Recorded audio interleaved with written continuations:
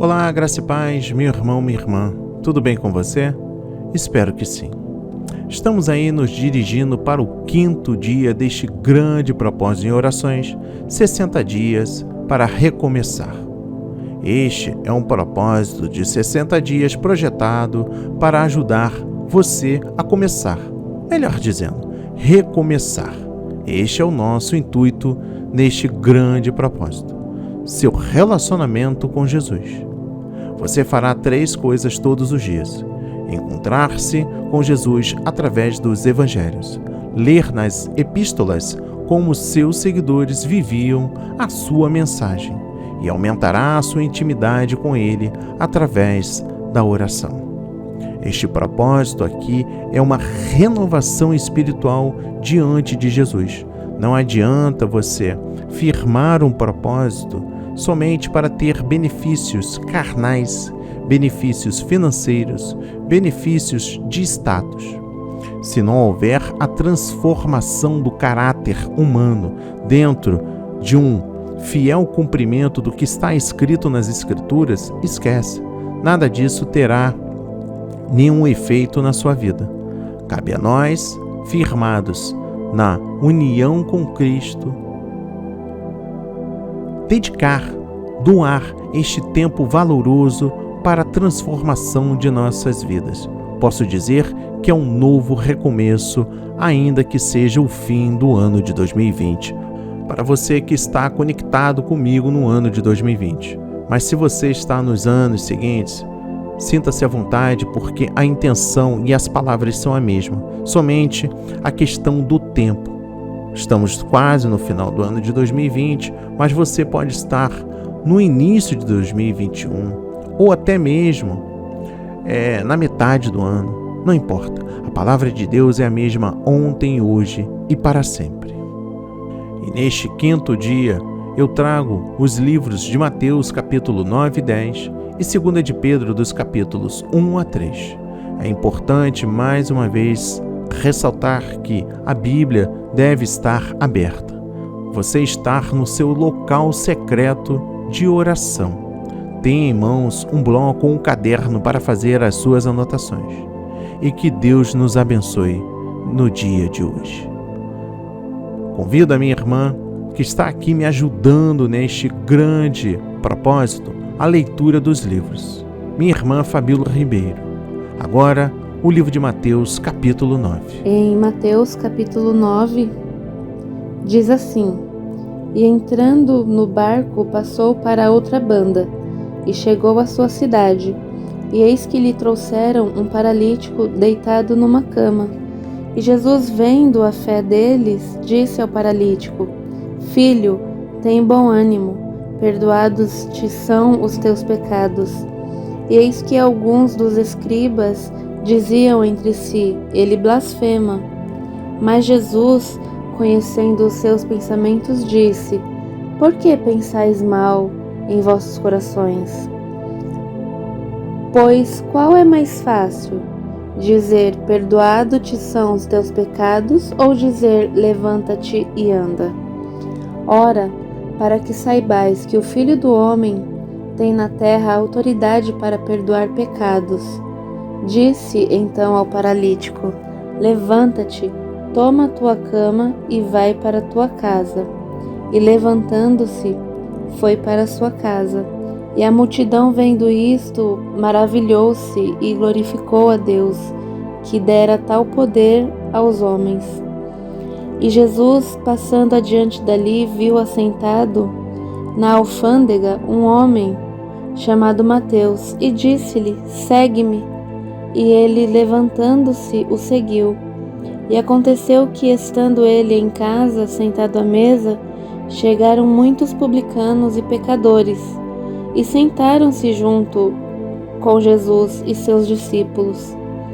E os fariseus, vendo isto, disseram aos seus discípulos: Por que come o vosso mestre com os publicanos e pecadores? Jesus, porém, ouvindo, disse-lhes: Não necessitam de médico os sãos, mas sim os doentes.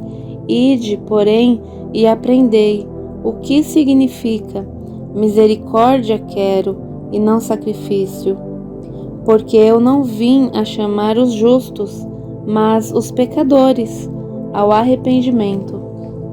Então chegaram ao pé dele os discípulos de João, dizendo: Por que jejuamos nós e os fariseus muitas vezes, e os teus discípulos não jejuam? E disse-lhe Jesus: Podem porventura andar triste os filhos das bodas, enquanto o esposo está com elas? Enquanto o esposo está com eles? Dias, porém, virão em que lhes será tirado o esposo, e então jejuarão. Ninguém deita remendo de pano novo em vestido velho, porque semelhante remendo rompe o vestido, e faze-se maior a rotura. Nem se deita vinho novo em odres velhos. Aliás, rompem-se os odres e entorna-se o vinho, e os odres estragam-se. Mas deita-se vinho novo em odres novos, e assim ambos se conservam. Dizendo-lhes ele estas coisas, eis que chegou um chefe, e o adorou, dizendo: Minha filha faleceu agora mesmo, mas vem, impõe-lhe a tua mão, e ela viverá.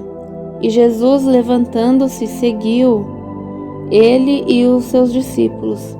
E eis que uma mulher que havia já 12 anos padecia de um fluxo de sangue, chegando por detrás dele, tocou a orla do seu vestido, porque dizia consigo: Se eu tão somente tocar o seu vestido, ficarei sã.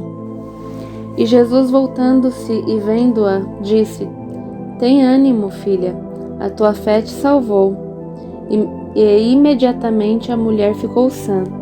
E Jesus, chegando à casa daquele chefe e vendo os instrumentistas e o povo em alvoroço, disse-lhes: Retirai-vos, que a menina não está morta, mas dorme. E riram-se dele. E logo que o povo foi posto fora, entrou Jesus, e pegou-lhe na mão, e a menina levantou-se. E espalhou-se aquela notícia por todo aquele país. E partindo Jesus dali, seguiram-no 2 cegos, clamando e dizendo: Tem compaixão de nós, filho de Davi. E quando chegou à casa, os cegos se aproximaram dele, e Jesus disse-lhes: Credes vós que eu possa fazer isto? Disseram-lhe eles: Sim, Senhor. Tocou então os olhos deles, dizendo: Seja-vos feito segundo a vossa fé. E os olhos se lhes abriram. E Jesus ameaçou-os, dizendo: Olhai que ninguém o saiba. Mas, tendo eles saído, divulgaram a sua fama por toda aquela terra. E, havendo-se eles retirado, trouxeram-lhe um homem mudo e endemoninhado. E, expulso o demônio, falou o mudo, e a multidão se maravilhou, dizendo: Nunca tal se viu em Israel. Mas os fariseus diziam: Ele expulsa os demônios pelo príncipe dos demônios. E percorria Jesus todas as cidades e aldeias, ensinando nas sinagogas deles, e pregando o evangelho do reino, e curando todas as enfermidades e moléstias entre o povo. E vendo a multidão, teve grande compaixão deles, porque andavam desgarrados e errantes, como ovelhas que não têm pastor.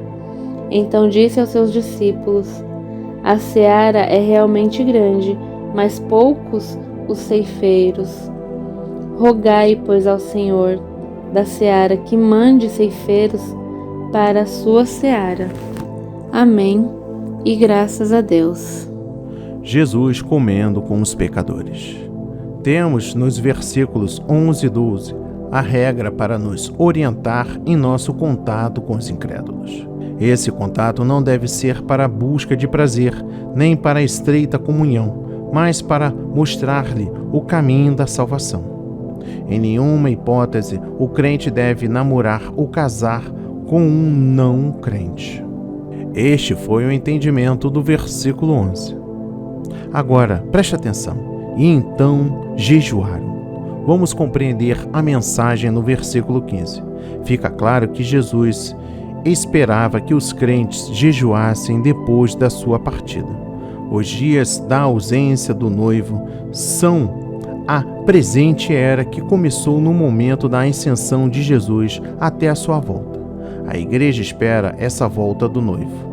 O jejum nesta era é, portanto, primeiro, um sinal de anseio do crente pela volta do seu Senhor. Segundo, uma preparação para sua volta. Terceiro, um pesar por sua ausência. Quarto, um sinal de tristeza pelo pecado e decadência do mundo. Preste atenção. Vinho novo em odres velhos. Vamos compreender a mensagem no versículo 17. Este versículo é interpretado de várias maneiras pelos comentaristas. Primeiro, o vinho novo era suco fresco de uva. À medida que ele começava a fermentar, os odres novos, feitos de peles, esticavam-se sem se romper, ao passo que, se fossem odres velhos, se romperiam. O vinho novo representava o Evangelho como sendo uma mudança fermentadora que as antigas formas do judaísmo não podiam comportar. Há dúvidas sobre este ponto de vista, pois aqueles que estão familiarizados com o processo de fermentação declaram que até mesmo odres bem novos e fortes se romperiam pela ação violenta da fermentação, uma vez lacrados. Segundo, uma segunda interpretação entende que a parábola ressalta a importância de se conservar tanto o vinho novo quanto os odres novos.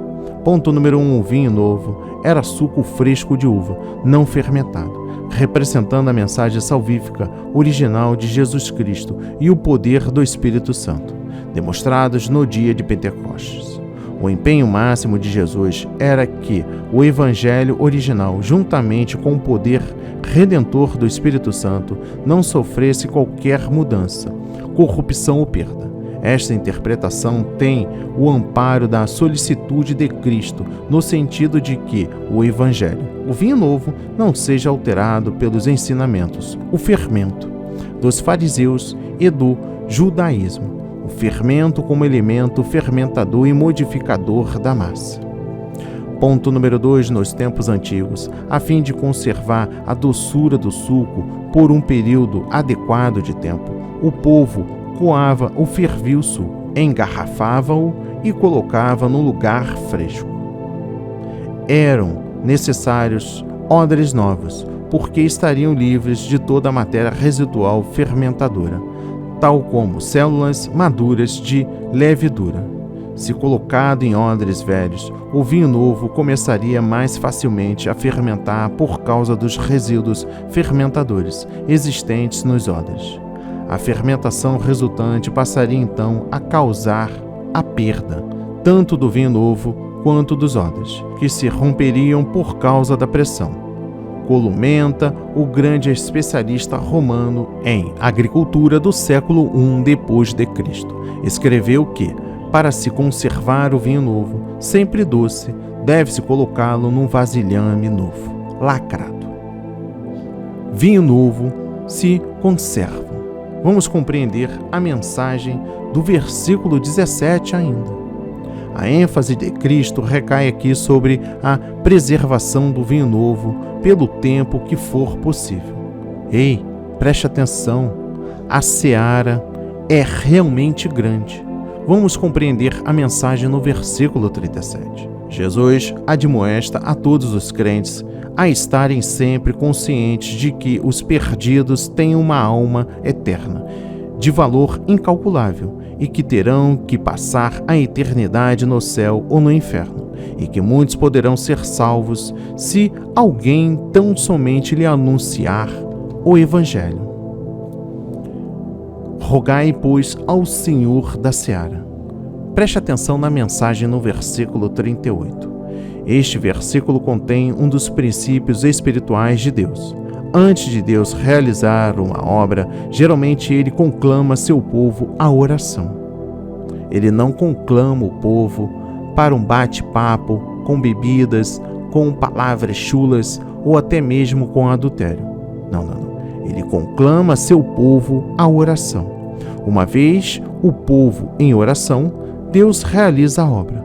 Portanto, Deus se limita às orações do seu povo. Fica claro no contexto que o tipo de obreiro que Jesus deseja no seu reino é aquele que, primeiro, ensina e prega o evangelho do reino. Segundo, cura os enfermos. E terceiro, expulsa os espíritos imundos. E vamos para a leitura no livro de Mateus, capítulo 10. Em Mateus capítulo 10 diz assim: E chamando os seus 12 discípulos, deu-lhes poder sobre os espíritos imundos, para os expulsarem, e para curarem toda a enfermidade e todo o mal.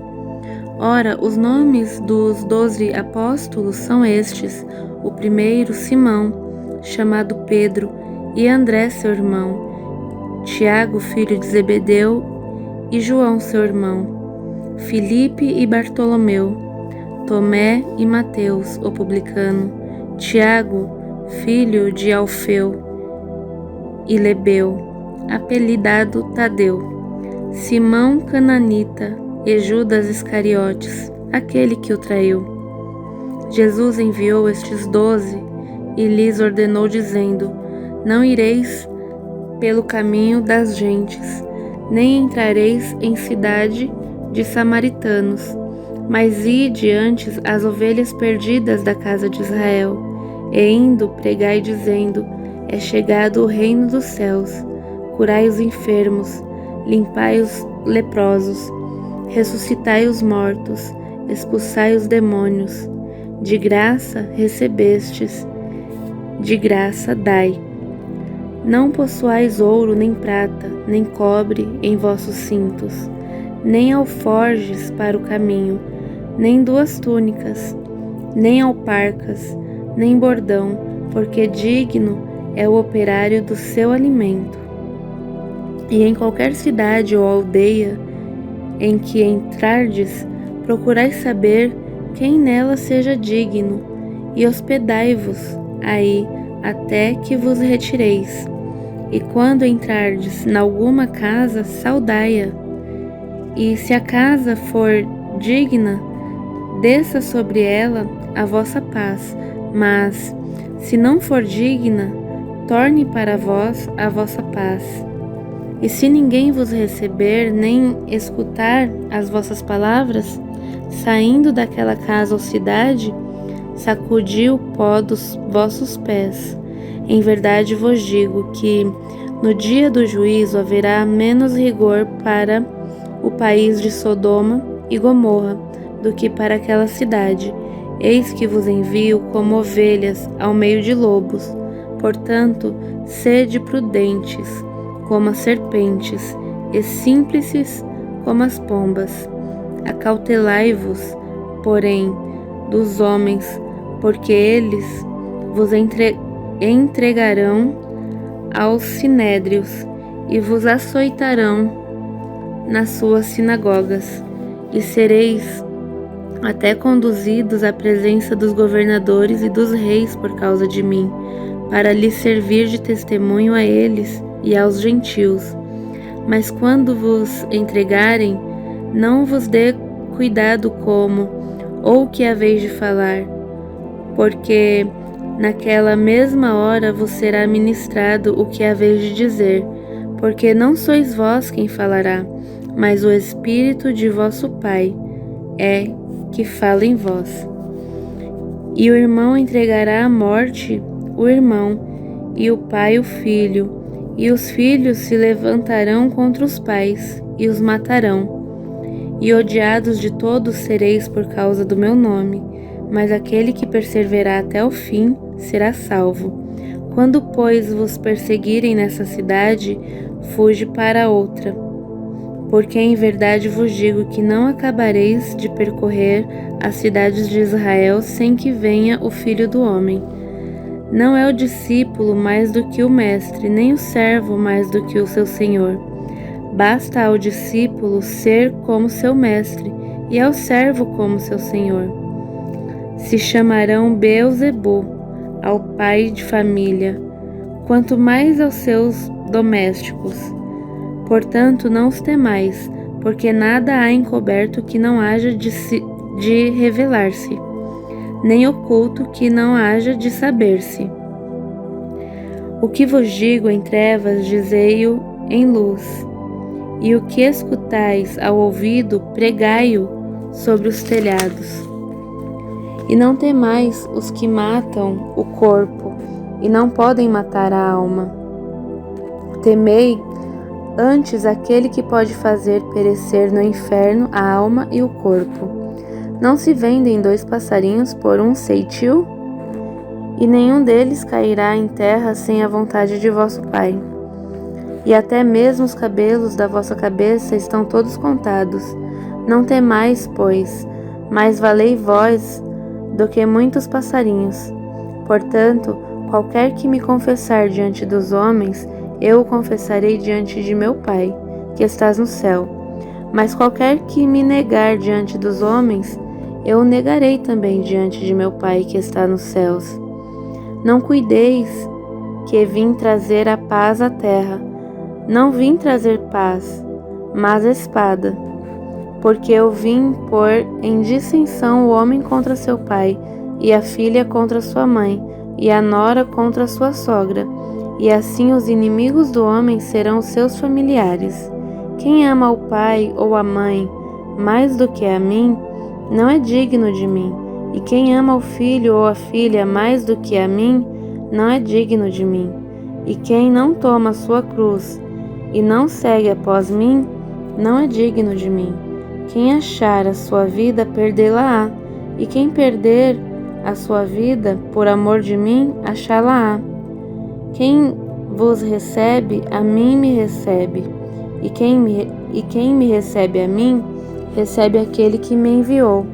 Quem recebe um profeta em qualidade de profeta, receberá galardão de profeta, e quem recebe um justo em qualidade de justo, receberá galardão de justo. E qualquer que tiver dado só que seja um copo d'água fria a um destes pequenos, em nome de discípulo, em verdade vos digo que de modo algum perderá o seu galardão. Amém. E graças a Deus. Poder sobre os espíritos imundos. Vamos compreender a mensagem no versículo 1. Jesus quer que seus seguidores lutem contra as forças do mal, expulsando os espíritos malignos e curando os enfermos. Essa demonstração de autoridade divina no conflito espiritual é a continuação da manifestação do reino de Deus na terra. Pregai o reino. Importante, vamos compreender a mensagem no versículo 7. O contexto deixa claro que a pregação do reino de Deus deve ser acompanhada da manifestação do poder de Deus contra as forças do pecado, da enfermidade e de Satanás. O propósito de Cristo é que o reino de Deus e o seu poder estejam próximos, isto é, presentes, para levarem a salvação, a graça e a cura ao povo de Deus. Quando o reino dos céus não se manifesta entre o povo de Deus, os fiéis devem abandonar o mundanismo e tudo quanto não agrada a Deus. Buscar primeiro o reino de Deus e a sua justiça e orar: venha o teu reino, seja feita a tua vontade. Olha só, hein? O que haveis de falar. Preste atenção na mensagem no versículo 19. Exemplos do comprometimento desta promessa de Cristo estão em Atos, capítulo 4, versículo 8, capítulo 12, capítulo 19, versículos 20, versículos 21 a 39. Depois do Pentecoste, o Espírito foi derramado em toda a sua plenitude, outorgando aos crentes poder para testemunhar. No versículo 23, preste atenção, cidades de Israel. Cristo provavelmente quis dizer aos seus discípulos que o Evangelho continuaria a ser proclamado aos judeus até a sua volta. Ei, não os temais. Vamos entender a mensagem no versículo 26. o trabalho dos discípulos por Cristo e a sua luta contra Satanás, expô-los aos contra-ataques deste. Mas eles não deverão temer, porque o Espírito Santo e o Pai os sustentará. Devem permanecer fiéis à palavra de Cristo, pregando-a com franqueza, clareza e destemor. Inferno. Olha a mensagem que está no versículo 28. A palavra traduzida inferno, nesta passagem, refere-se a um lugar de tormento eterno e de fogo inextinguível, reservado aos ímpios. A Bíblia ensina que a existência do homem não termina com a morte, mas que continua para sempre, ou na presença de Deus, ou no lugar de tormento. A respeito do estado dos perdidos na outra vida, devemos notar os seguintes fatos. Primeiro, Jesus ensinou que há um lugar de castigo eterno para aqueles que são condenados por rejeitarem a salvação. Trata-se da terrível realidade do inferno, como lugar onde o fogo nunca se apaga. O fogo eterno preparado para o diabo e seus anjos. Um lugar de pranto e ranger de dentes. Um lugar onde os perdidos ficarão aprisionados nas trevas, e um lugar de tormento e angústia e de separação do céu. Segundo, o ensino da epístola é do mesmo teor. Fala de um julgamento vindouro da parte de Deus, da sua vingança sobre os que desobedecem ao Evangelho.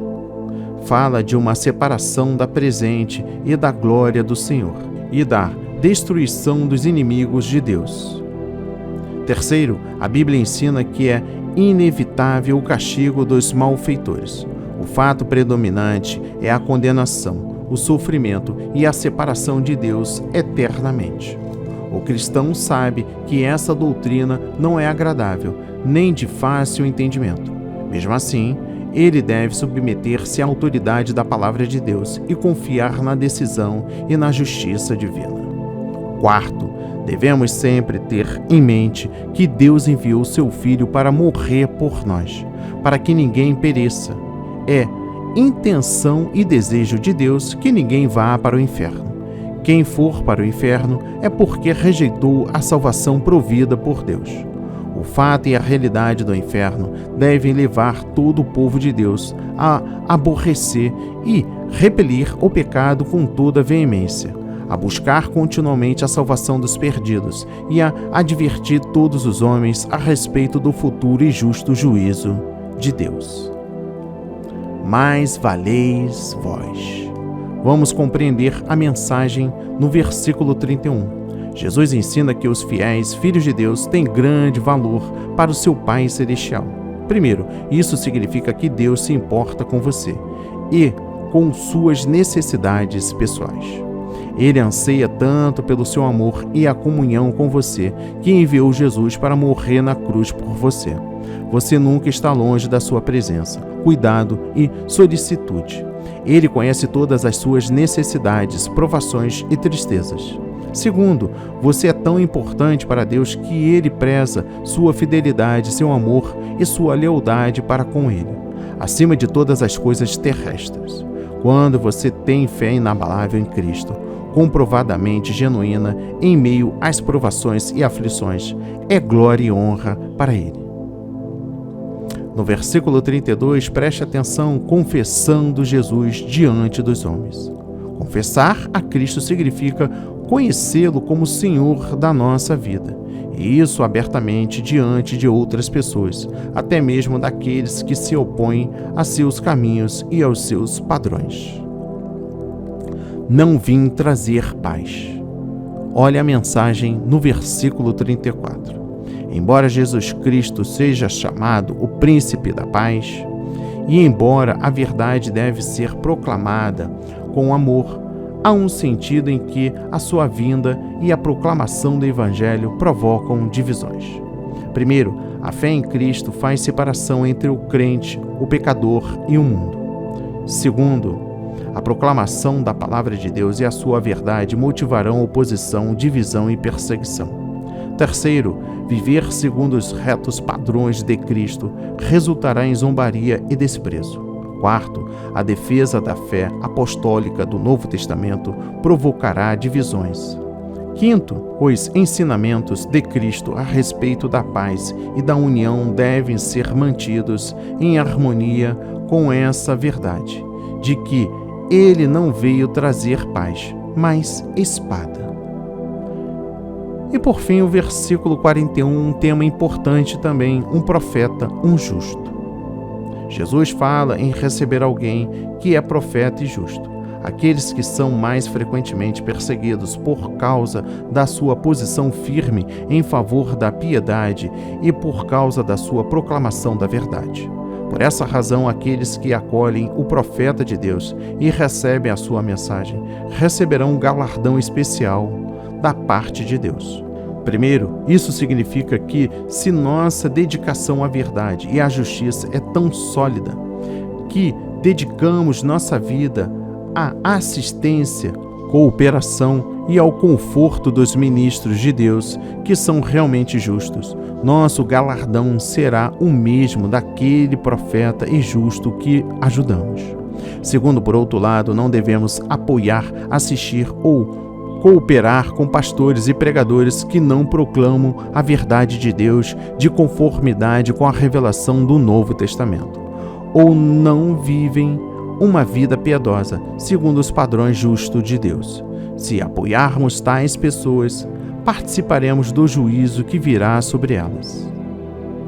Vamos para a leitura no livro 2 de Pedro, capítulo 1. Em 2 Pedro, capítulo 1, diz assim: Simão, Pedro, servo e apóstolo de Jesus Cristo, aos que conosco alcançaram fé igualmente preciosa pela justiça do nosso Deus e Salvador Jesus Cristo. Graça e paz vos sejam multiplicadas pelo conhecimento de Deus e de Jesus nosso Senhor, visto como seu divino poder nos deu tudo o que diz respeito à vida e piedade, pelo conhecimento daquele que nos chamou por sua glória e virtude, pelas quais ele nos tem dado grandíssimas e preciosas promessas, mas que por elas fiqueis participantes da natureza divina, havendo escapado da corrupção que pela concupiscência há no mundo. E vós também, pondo nisto mesmo toda a diligência, acrescentai à vossa fé a virtude, e a virtude a ciência, e a ciência a temperança, e a temperança paciência, e a paciência piedade, e a piedade amor fraternal, e ao amor fraternal caridade.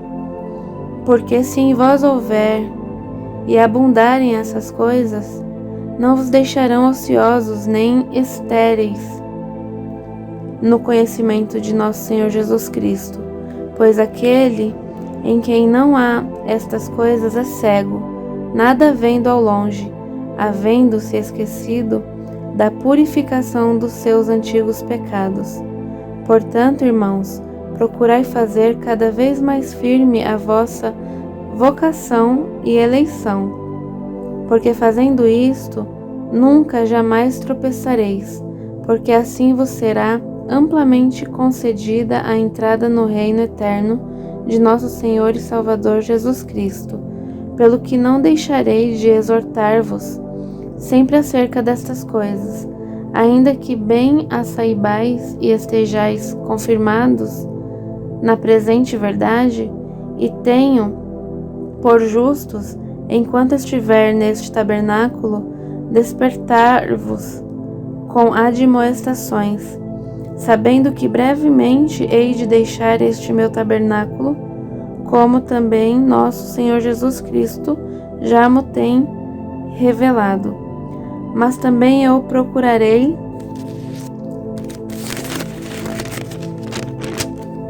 em toda a ocasião que depois da minha morte tenhais lembranças dessas coisas, porque não vos fizemos saber a virtude e a vinda de nosso Senhor Jesus Cristo, seguindo fábulas artificialmente compostas, mas nós mesmos vimos a sua majestade, porquanto ele recebeu de Deus, Pai, honra e glória, quando da magnífica glória lhe foi dirigida a seguinte voz: Este é o meu Filho amado, em quem me tenho comprazido.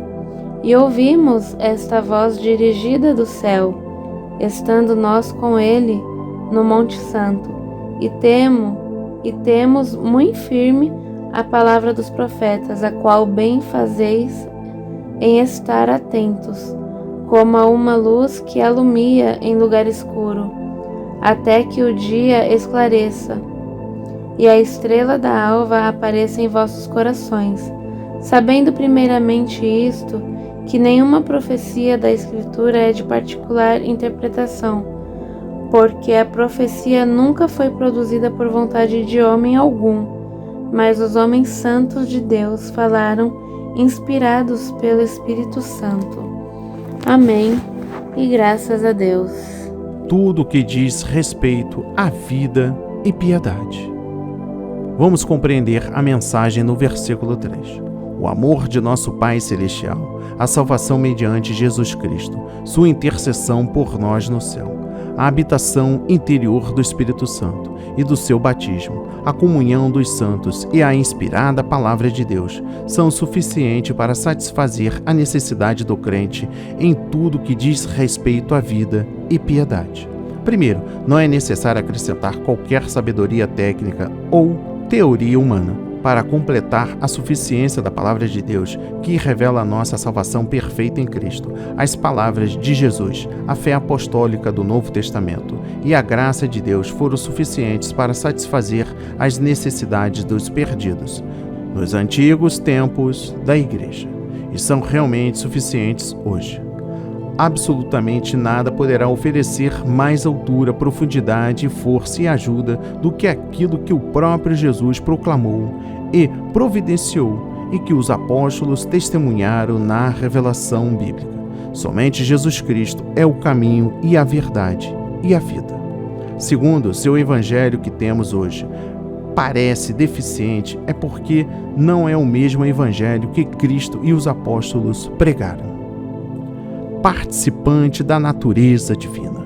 Vamos compreender a mensagem no versículo 4.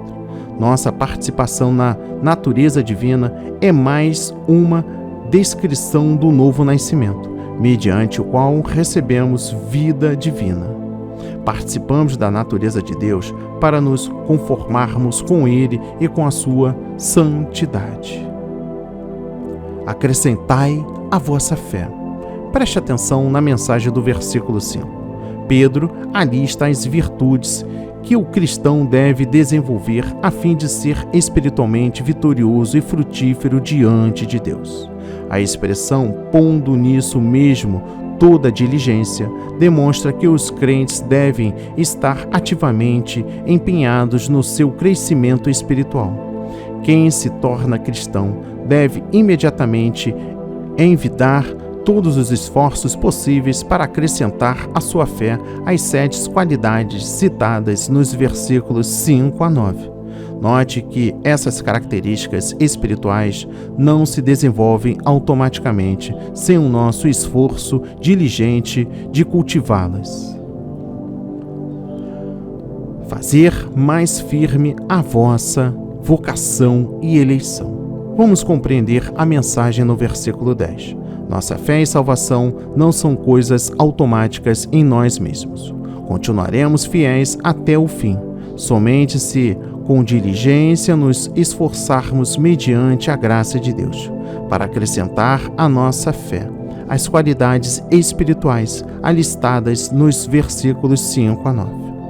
Ei, preste atenção, amplamente concedida a entrada no reino eterno. Esta é a mensagem no versículo 11. Alguns crentes, por causa da sua negligência, com muita dificuldade, entrarão no reino, ao passo que outros, que são constantes na santificação, receberão muitas boas-vindas e honrarias. Muito firme a palavra dos profetas. Vamos compreender a mensagem no versículo 19.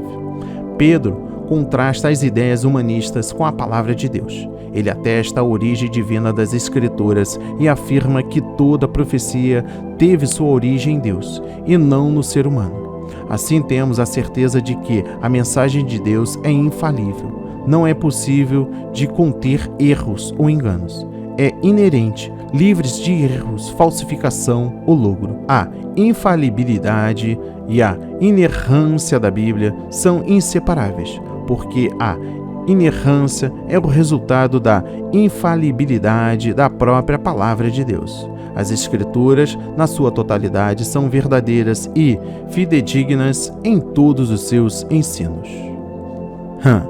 Nenhuma profecia da Escritura. Preste atenção na mensagem no versículo 20.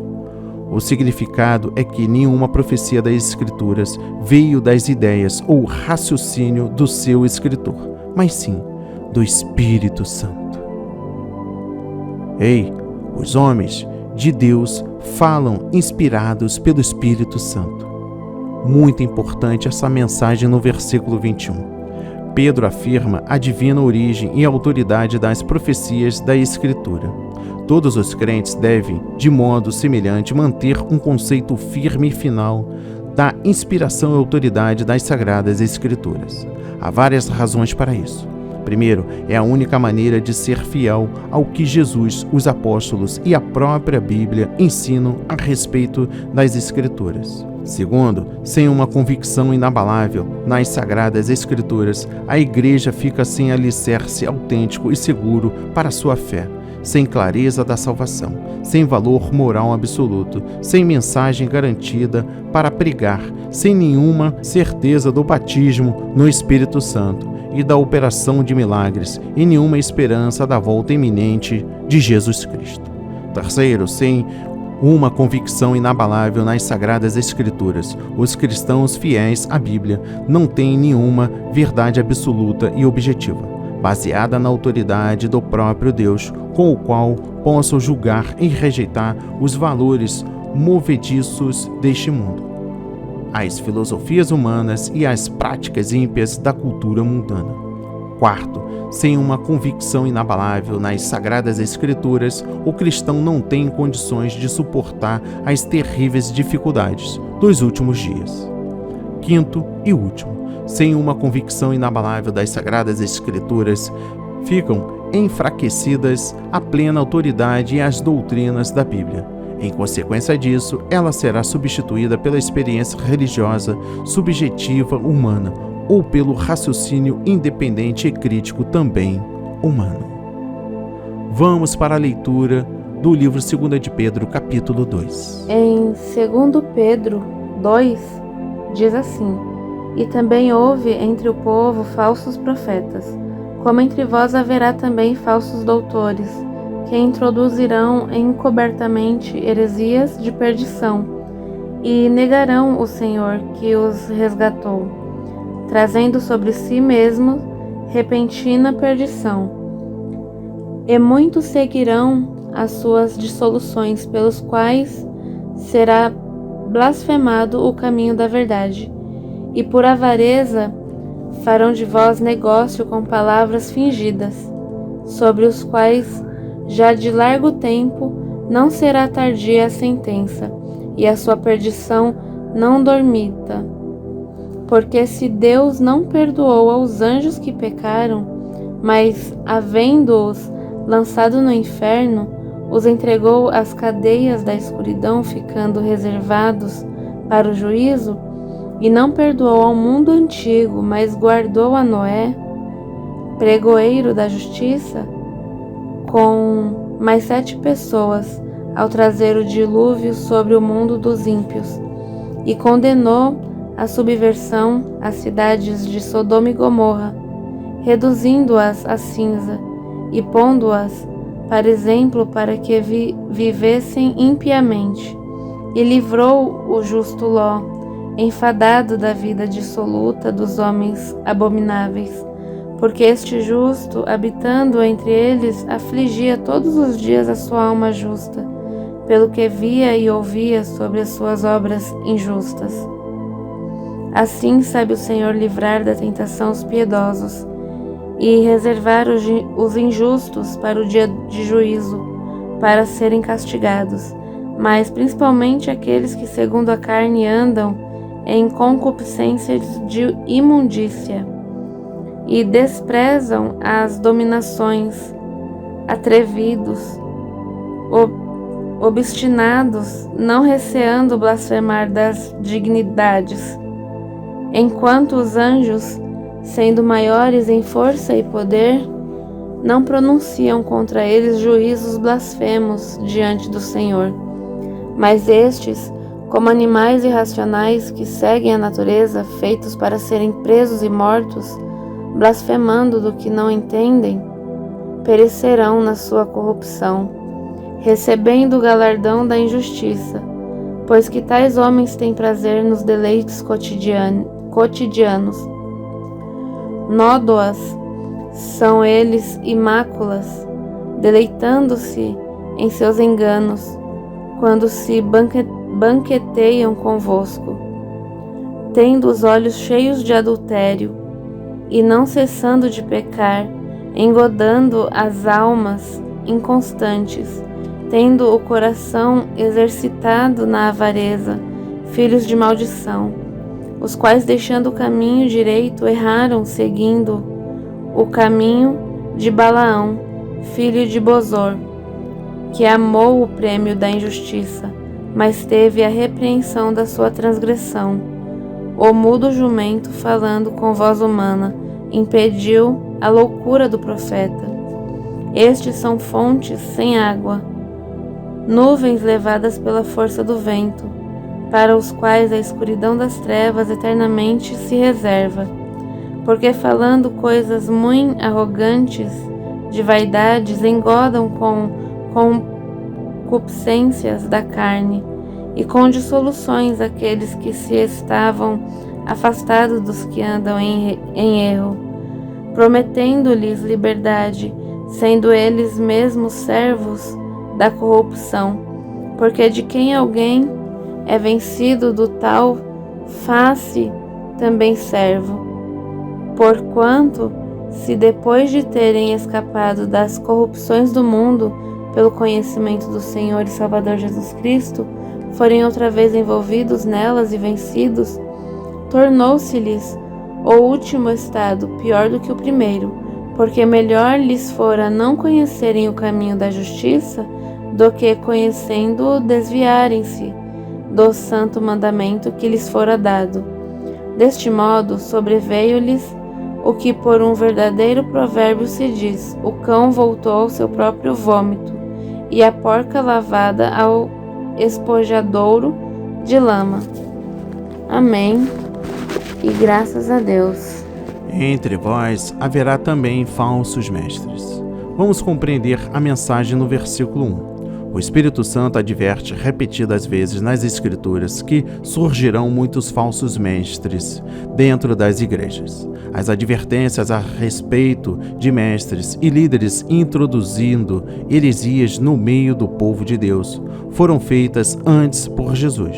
E o Espírito Santo continuou advertindo através de Paulo, de Pedro, de Judas e das cartas de Cristo às 7 igrejas. Ainda no versículo 1, negarão o Senhor que os resgatou. De conformidade com Pedro, os falsos mestres dentro da igreja que estavam negando, que significa repudiar ou renunciar. O Senhor que os resgatou tinha abandonado o caminho certo e se desviado, tornando-se fontes sem água. Antes eles tinham se livrado da maldade do mundo, mediante Jesus Cristo, mas agora voltaram a amaranhar-se no pecado. Será blasfemado o caminho da verdade. Vamos compreender a mensagem no versículo 2. Muitos crentes professos seguirão esses falsos pregadores com suas dissoluções, isto é, imoralidades sexuais. Por causa da vida pecaminosa desses líderes e seus seguidores, Deus e seu evangelho serão infamados. Por avareza, palavras fingidas. Esta é a mensagem no versículo 3. Os falsos mestres comercializarão o evangelho, sendo peritos na avareza e em conseguir dinheiro dos crentes, a fim de promover ainda mais seus ministérios e seus modos luxuosos de vida. Primeiro, os crentes devem estar a par de que um dos métodos principais dos falsos ministros é usar palavras fingidas, ou seja, contar histórias impressionantes, mas inverídicas, ou publicar estatísticas exageradas a fim de motivar o povo de Deus a contribuir com dinheiro. Glorificam a si mesmo e promovem seu próprio ministério com esses relatos inventados. Deste modo, o crente sincero, mas desinformado, torna-se um objeto de exploração. Segundo, pelo fato de esses obreiros profanarem a verdade de Deus e fraudarem o seu povo com sua cobiça e engano, estão destinados à perdição e à destruição. Anjos, havendo-os lançado no inferno. Preste atenção na mensagem no versículo 4. Provavelmente trata-se dos anjos que se rebelaram juntamente com Satanás contra Deus e tornaram-se os espíritos maus referidos no Novo Testamento. As Escrituras não explicam por que uns espíritos malignos estão em cadeias, enquanto outros estão livres para agir com Satanás na terra. Afligia a sua alma justa. Vamos compreender o versículo 8. Uma característica principal do homem de Deus é que ele ama a justiça e detesta a iniquidade. Sua alma se angustia e se aflige pelo pecado, imoralidade e impiedade reinantes no mundo. No versículo 9, preste atenção, livrar os piedosos. O modo de Ló reagir antes à iniquidade e imoralidade ao seu redor tornou-se uma prova que determinou tanto o seu próprio livramento quanto o seu destino na eternidade. Primeiro, Deus livrou Ló porque este rejeitava o mal e sentia repugnância na sua alma, diante da vida dissoluta dos homens abomináveis. Segundo, quando Cristo voltar para levar o seu povo e manifestar a sua ira sobre os ímpios, ele levará para si mesmo a sua igreja visível, que, por causa da sua fé nele e do seu amor por ele, é aqui como Ló, afligida pela conduta carnal, pela vida imoral e pelos demais pecados clamorosos da sociedade ao seu redor.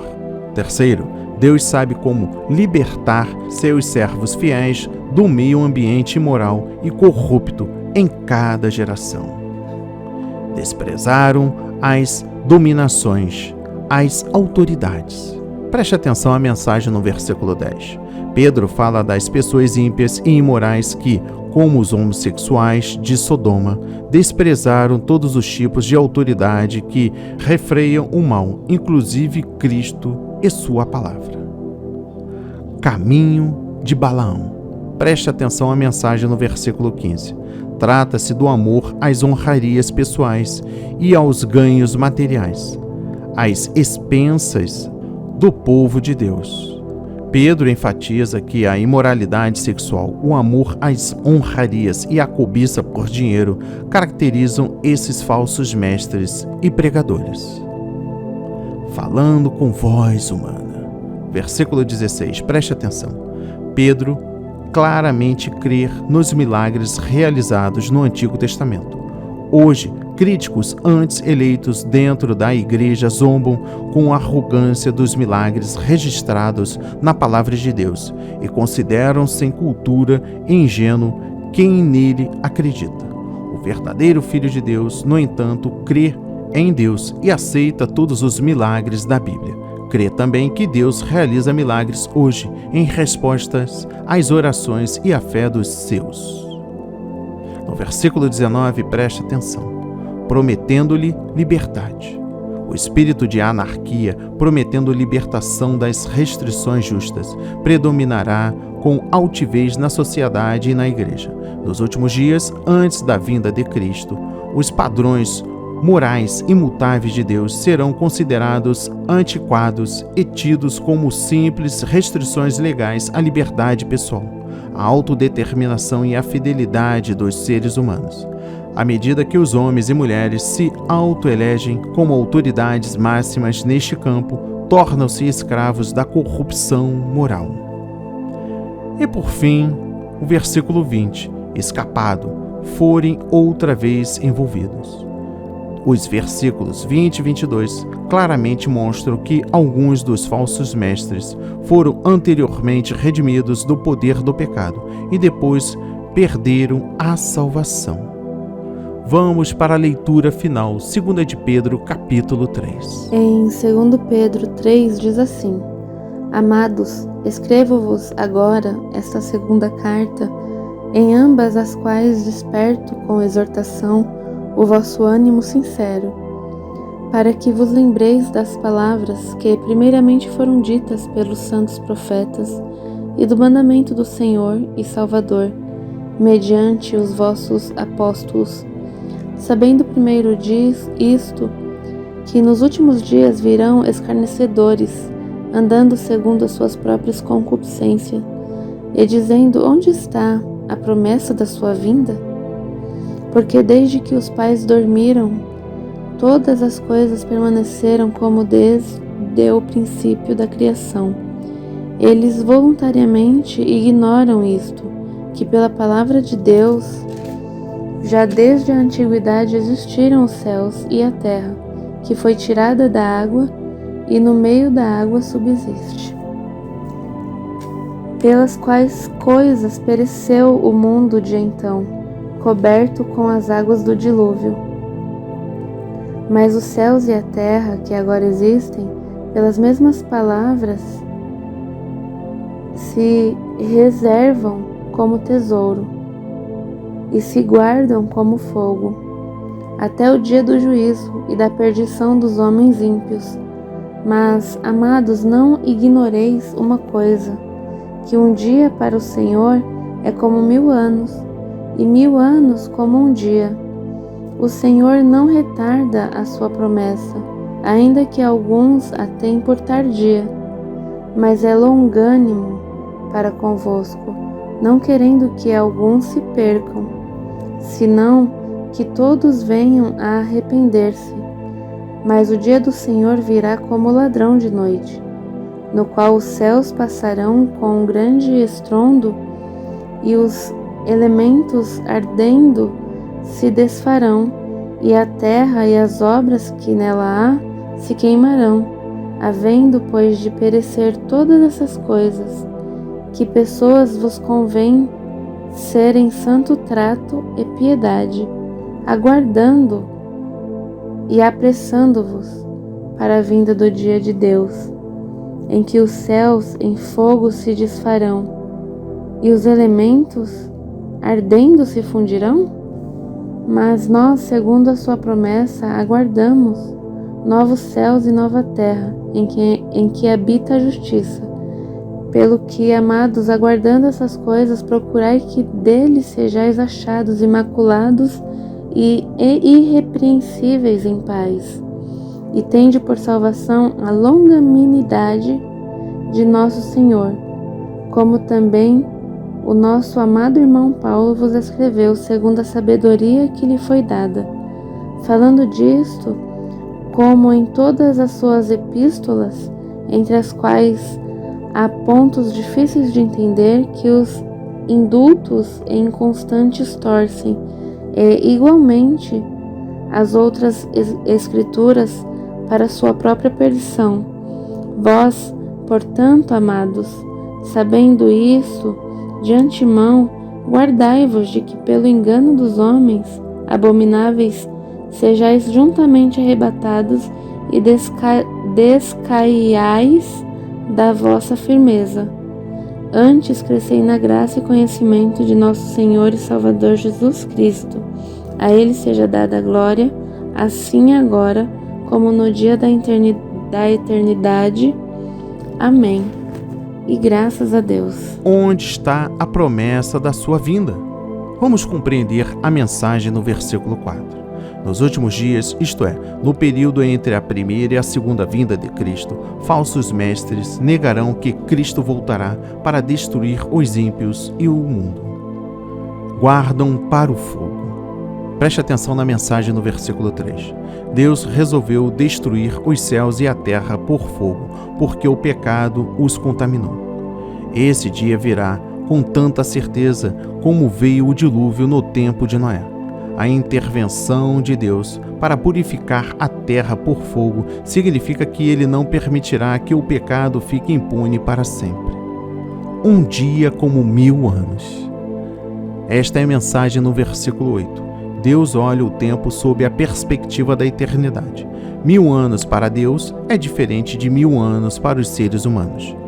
Deus pode realizar num só dia o que julgamos que levaria 1000 anos, assim como Ele pode levar 1000 anos para realizar algo que gostaríamos de ver feito num só dia, não querendo que alguns se percam. Preste atenção na mensagem no versículo 9. A demora na volta de Cristo tem a ver com a pregação do Evangelho, do reino ao mundo inteiro. Deus quer que todos ouçam o Evangelho, pois não deseja que ninguém pereça eternamente. Isso não significa que todos serão salvos, porque se alguém rejeitar a graça e a salvação divina, tal pessoa permanecerá perdida. O dia do Senhor. Preste atenção na mensagem do versículo 10. Esta expressão refere-se aos eventos que começam com a volta de Cristo para arrebatar a sua igreja ao seu encontro nos ares e culmina com a destruição dos céus e a terra atuais e com a criação dos novos céus e da nova terra. O início do dia do Senhor ocorrerá num tempo ainda ignorado e será assinalado por rapidez inesperada. Santidade e piedade. Preste atenção na mensagem no versículo 11. Sabendo que Deus dentro em breve destruirá o mundo e julgará os ímpios, não devemos nos apegar ao sistema deste mundo, nem às suas coisas. Nossos valores, alvos e propósitos na vida devem concentrar-se em Deus e na esperança de novos céus e terra. No versículo 12, preste atenção, apressando-vos para a vinda do dia de Deus. A igreja pode contribuir para encurtar o tempo que precede a volta de Cristo, mediante, primeiro, maior dedicação ao evangelismo e à obra missionária mundial.